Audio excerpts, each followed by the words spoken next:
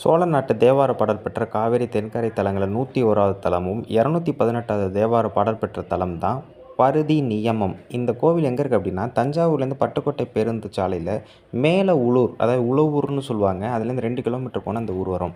இறைவன் பேர் பருதியப்பர், இறைவி பேர் மங்களநாயகி.